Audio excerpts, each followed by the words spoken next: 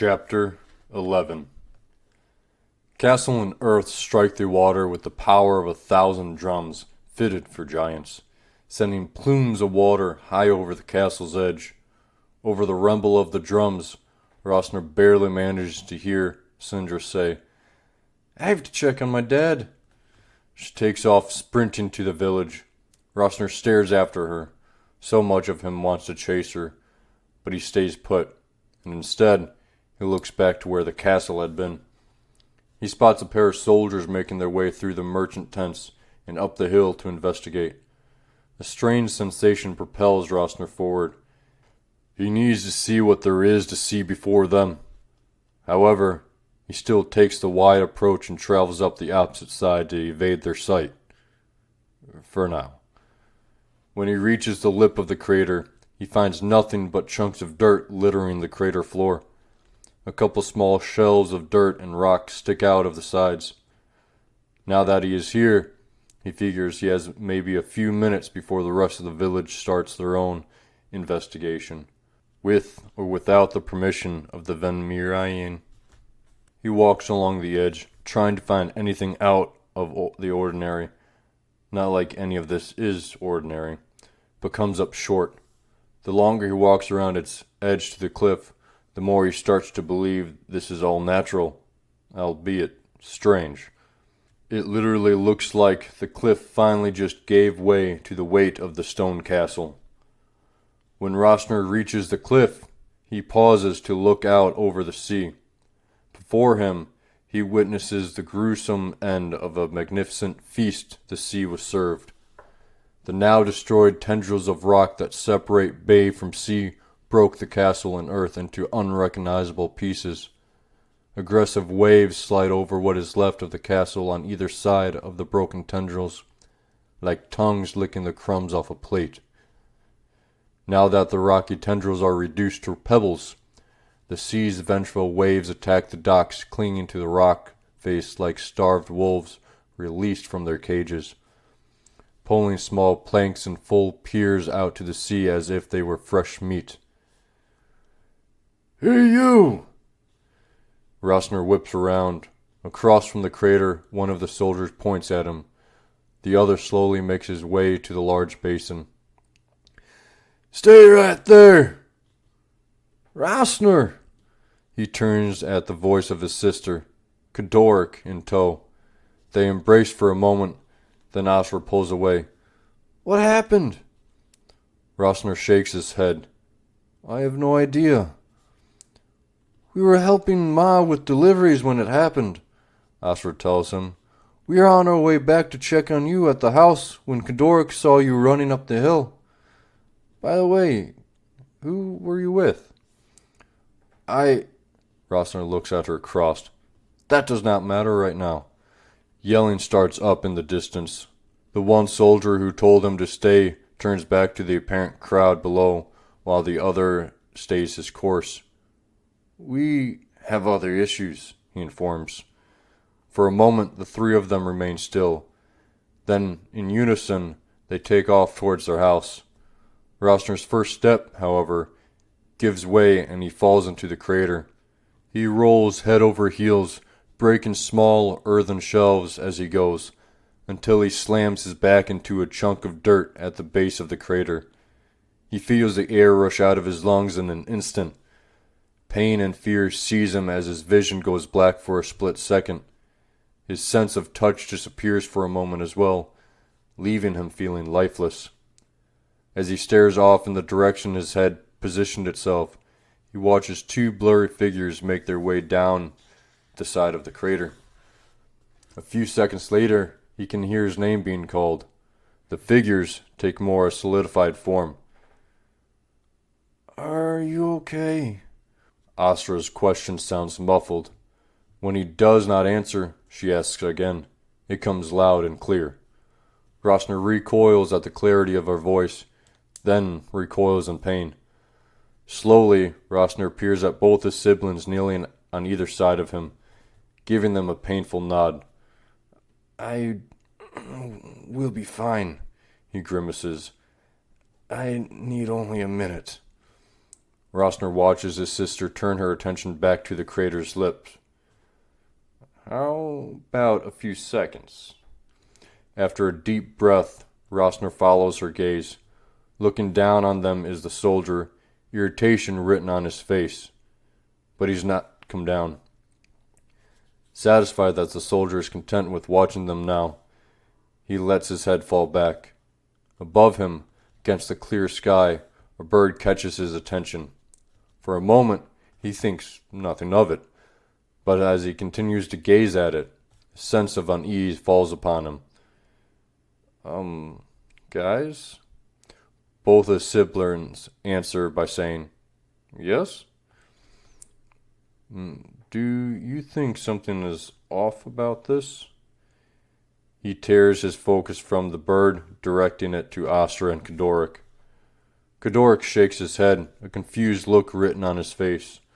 Astra mimics his action, but says, aside from the castle falling into the sea? No. Why? Rosner looks back up at the bird, telling them, because nothing is moving. They remain silent, but he knows they are now realizing what he says is true. The soldier stands there frozen as he looks down at the three of them. Above, the bird Rosner happened to look at is suspended in the air. Feeling he can move, Rosner slowly stands and looks around. Even the wind and crashing waves below fail to accompany the three of them. Well, what do we do? Rosner, fighting the pain, pushes himself to his feet and looks at his brother and shrugs. Might as well look around. Astra looks at him, shocked. Why do we need to look around? We do not even know why this has happened. Which is precisely why we need to look around, Rosner argues. Maybe we can figure out why the castle fell. His sister casts him a look of disgust, but he knows she is just as curious as everyone else. The fact that they are allowed this strange chance is, well, strange, but they might as well take advantage of it. They spend what feels like an hour walking around the crater, overturning rocks and digging at loose earth, but come up empty-handed. Just when they are about to call it, Kadoric calls out to Rosner and Astra. The two walk over to him near the center of the crater, where a rock, black as night, lies mostly buried in the earth. Astra looks down at it, confused. I thought I checked here already. Kadoric shrugged. All I know is that I tripped over it. At first I did not think of anything, but then it seemed out of place. Rosner notices he says this last part after some hesitation, like he is searching for the right words. He tries to ask his brother why when Astra asks, well, let us dig it up. Covered in sweat and dirt, they sit around this egg-shaped rock. It takes them longer to pull it out of the hole than to dig up. Despite it being the size of an infant, it weighs about the size of 3 large newborns with a surface smoother than a river stone. After sitting there, staring at the rock for a minute, Kadoric looks around, surprised. Rosner raises an eyebrow. Oh, you all right? His brother looks at him for a second, then offers a small nod. Simply thought I heard something. Kadoric is not telling the whole truth. Rosner can hear it in his tone, but he does not press it. Instead, he nods. Then he gets to his feet and heads to the edge of the cliff. Nothing. Nothing moves, nothing makes a sound. Crashing waves are frozen. Sails do not billow. The salty air is absent. A trade ship coming in from the sea remains leaning to one side as it traverses a wave, its sail frozen amidst a breeze blowing into it. Behind him, Kadoric screams. Rosner spins on his heels to find his brother tugging at his hand, which is pressed against the black rock. He runs over, listening to Kadoric yelling, I cannot get it off! Astra and him meet at their brother's side again. When the two reach him, Rosner sees Asra's eyes widen. He follows her gaze and feels his eyes widen as well.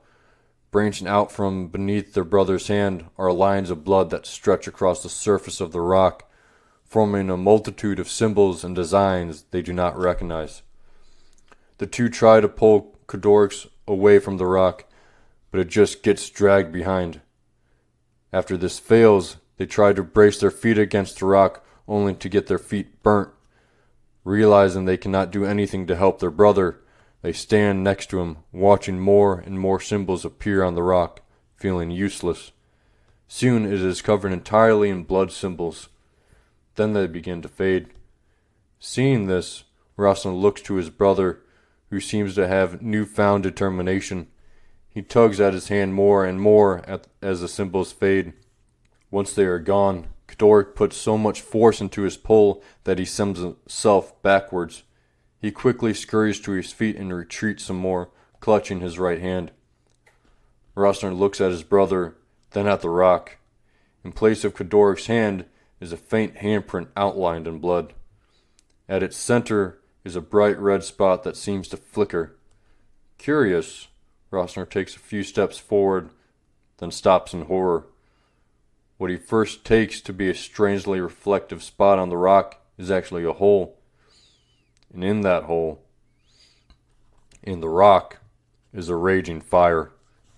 He joins his brother and sister a few steps back and mutters to himself, "What is this?" As if on cue, fire trickles out of the hole, tracing where the blood previously decorated the rock, growing in intensity.